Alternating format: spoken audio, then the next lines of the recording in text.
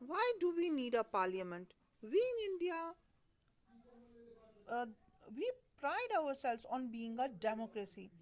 Here we will try and understand the relation between the idea of participation in decision making and the need for all democratic government to have the consent of their citizens. तो ये कह रहा है कि हमारे देश में हम लोग बहुत प्राइड फील करते हैं कि हम एक लोकतंत्रीय देश है। तो और हम हमारा अपना पार्टिसिपेशन हम पार्टिसिपेट करते हैं गवर्नमेंट मेकिंग में। हम अपने रिप्रेजेंटेटिव चूज़ करते हैं, एक प्रतिनिधि चुनते हैं जो कि हमें रिप्रेजेंट करता है कहाँ पर, पार्लियामेंट में। तो यहाँ पर it is these elements that together make us a democracy, and this is best expressed in the institution of the parliament. Parliament जो संसद है उसके बारे में हम इस चैप्टर में पढ़ेंगे। How the parliament enable citizen of India to participate in decision making and control the government. कैसे पार्लियामेंट जो होती है संसद, वो पार्टिसिपेट करती है डिसीजन मेकिंग में, निर्णय लेने के लिए, और गवर्नमेंट को भी कंट्रोल करती है, दस making it the most important symbol of Indian democracy. ये सबसे इम्पॉर्टेंट चीज़ है। डेमोक्रेसी जो हमारा लोकतंत्र है उसका एक बहुत मेजर पार्ट है पार्लियामेंट। तो वाई शुड पीपल डिसाइड, ये पूछ रहा है कि पीपल क्यों डिसाइड करते हैं, लोग जो हैं वो क्या डिसाइड करते हैं, कैसे डिसाइड करेंगे, क्यों डिसाइड करेंगे। India as we know become independent on 15 अगस्त 1947। 1947, 15 अगस्त 1947 को भारत आज़ाद हुआ था। इससे पहले preceding this was a very long and difficult struggle in which many sections of society participated.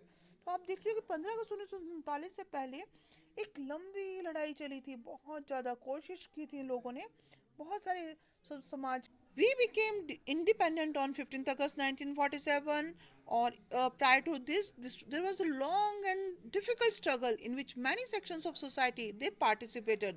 बहुत लंबी कोशिश चली, स्ट्रगल चली, और उसमें बहुत सारे जो हमारे समाज के जितने वर्ग के लोग थे उन सब ने इसमें पार्टिसिपेट किया और भाग लिया। और ये जो ये जो कोशिश थी इसमें आइडिया ऑफ फ्रीडम, इक्वालिटी, आज़ादी, समानता और डिसीजन मेकिंग मतलब निर्णय लेने का अधिकार जो है लोगों को, इसके लिए उन्होंने संघर्ष किया। Under colonial rule the people had lived in fear of the British government and did not agree with many of the decisions that they took. तो जो कॉलोनियल रूल था, कॉलोनियल रूल में तब ब्रिटिश रूल जो था, उसमें जो लोग थे वो सारे ब्रिटिश गवर्नमेंट से डरे होते थे and did not agree with many of the decisions they took. और बहुत सारे जो डिसीजंस, निर्णय वो लेना चाहते थे उसके लिए उस पर एग्री नहीं होते थे। ओके, ब्रिटिश गवर्नमेंट की से वो डरे रहते थे कॉलोनियल रूल में। वो उनको उनको बहुत ज़्यादा मतलब डेंजर फील करते थे कि अगर वो क्रिटिसाइज करते थे ब्रिटिश डिसीजंस को, ब्रिटिश के जो निर्णय थे, अगर वो उनका क्रिटिसाइज करते थे, क्रिटिसिज्म करते थे, तो they have to face danger situation. वो often they are put in jail also. तो freedom movement changed this situation. Nationalists began to openly criticize the British government and make demands. तो क्या करना शुरू किया, ब्रिटिश गवर्नमेंट को उन्होंने criticise करना शुरू किया, उनकी आलोचना करना शुरू किया। और साथ में 1885 में 1885 में क्या बनी, Indian national Congress. Indian national Congress जो थी वो भारत की जो हितों की बात वो किसके सामने रखती थी, समक्ष रखती थी, वो रखते थे ब्रिटिश की सरकार के समक्ष। तो हम ये सब हमने चैप्टर 1 में भी पढ़ा है कि experience of colonial rule as well as participation of different people in the struggle for freedom left little doubt in the mind of the nationalist that all person in independent. We became independent on 15th August 1947, or prior to this there was a long and difficult struggle in which many sections of society they participated।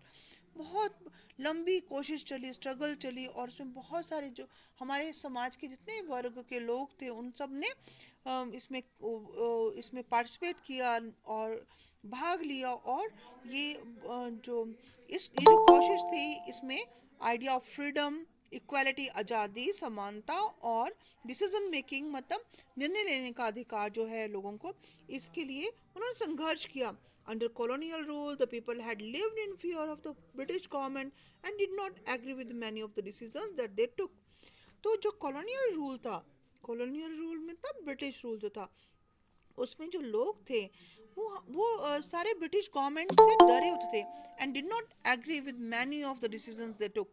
और बहुत सारे जो decisions निर्णय वो लेना चाहते थे उसके लिए उस पर एग्री नहीं होते थे। Okay, different sections of society they put their struggle for freedom so that everyone got the chances of decision making in participation in the decision making। अच्छा देखिए, पार्टिसिपेशन इन डिसीजन मेकिंग क्या होता है कि देश एक निर्णय लेता है, कोई भी लॉ बनता है, कानून बनता है, तो उसमें हम लोगों का भी पार्टिसिपेशन होता है, हमारा भी भागीदारी होती है। कैसे? क्योंकि हम किसी प्रतिनिधि को चुनते हैं, वो हमारी बात को, हितों को सामने रखता है, और वो उन हितों पर जब जब कभी डिसीजंस लिए जाते हैं, निर्णय लिए जाते हैं, तो वो हमारे फेवर में लिए जाते हैं। तो यहाँ पर देखिए, the take off point for a democracy is the idea of consent, the desire, approval and participation of people. तो यहाँ पर डेमोक्रेसी का जो आइडिया है ये कंसेंट का है। कंसेंट मतलब हामी भरना, desire, approval and participation of the people, एक इच्छा उसकी होना, और साथ में किसकी कंसेंट होना चाहिए, मतलब सब लोग को जो भी कानून बन रहा है उसमें सबकी हामी होनी चाहिए, सबका कंसेंट होना चाहिए। उसके बाद उसके बाद देख रहे हैं उसके बाद देख रहे हैं अप्रूवल। अप्रूवल मतलब हाँ भाई वी आर कि इसके लिए हामी भरी है कि हाँ इट्स गुड, ये हमारे फेवर में है। पार्टिसिपेशन ऑफ द पीपल, लोगों की भागीदारी, it is the decision of the people that creates a democratic government. लोगों का लोग जो होते हैं क्या कहते हैं, डेमोक्रेटिक गवर्नमेंट को चूज करते हैं। The basic idea in this kind of democracy is that the individual or the citizen is the most important person. सबसे important person कौन है? Individual person, नागरिक। और in the principle the government as well as other public institutions need to have the trust of the citizens। जो भी institutions है, जो public institutions है, संस्थाएं हैं, उनमें किसका विश्वास पाना जरूरी है? citizens का। How does the individual give approval to the government? कैसे कोई जो नागरिक है वो गवर्नमेंट को अप्रूवल देगा? अप्रूवल मतलब हम ही भरेगा कि हाँ जो आप कर रहे हो गवर्नमेंट वो सही है। One way of doing this is through elections. People would elect their representative to the parliament, then one group from among these elected representative forms the government। तो देखिए लोग क्या करते हैं, अब अपने प्रतिनिधि चुनते हैं। जैसे कोई भी जब चुनाव होता है तो जो लोग खड़े होते हैं उस चुनाव में, तो उस प्रतिनिधि को हम अपने ज़्यादा मत दे करके जो जिताते हैं, वो जो पर्सन होता है वो हमारे बात को पार्लियामेंट, संसद में रखता है। Parliament which is made up of all representatives together. हमारा जो चुना हुआ प्रतिनिधि होता है, जो रिप्रेजेंटेटिव होता है, वो सारे सारे वो पार्लियामेंट में, संसद में इकट्ठे होकर के वो हमारे लिए कानून फ्रेम करते हैं, हमारे कंट्रोल करते हैं, and guides whatever to we do done. तो यहाँ पर ये आइडिया ऑफ रिप्रेजेंटेशन है, that has been an important theme in your class 6th and 7th। तो यहाँ पर आप देखिए, हम 6th क्लास में और 7th क्लास में हमने पढ़ा है, इसको हम फिर से रिवाइज करते हैं। तो देखिए यहाँ पर एमएलए या कोई भी जो होते हैं, the role of the parliament हम पढ़ रहे हैं। Created after 1947 the Indian parliament is an expression of the faith that people of India have in principle of democracy. तो भारतीय जो once elected these candidates become members of parliaments। जब एक बार elected हो जाते हैं ये मेंबर्स, तो ये बन जाते हैं मेंबर ऑफ पार्लियामेंट और एमपीज, और these MPs together make up the parliament। Once elections to the parliament have taken place, the parliament need to perform the following functions। और एक बार जब इलेक्शंस हो जाते हैं पार्लियामेंट के लिए, तो उन वो जो ये सब जो कार्य है संसद को करने पड़ते हैं। First, select the national government। the parliament in India consists of the president, उसमें प्रेसिडेंट होता है, राज्यसभा होती है और लोकसभा होती है। Parliament in India consist of Rajya Sabha, Lok Sabha and president. After the Lok Sabha elections, a list is prepared showing how many MPs belong to each political party.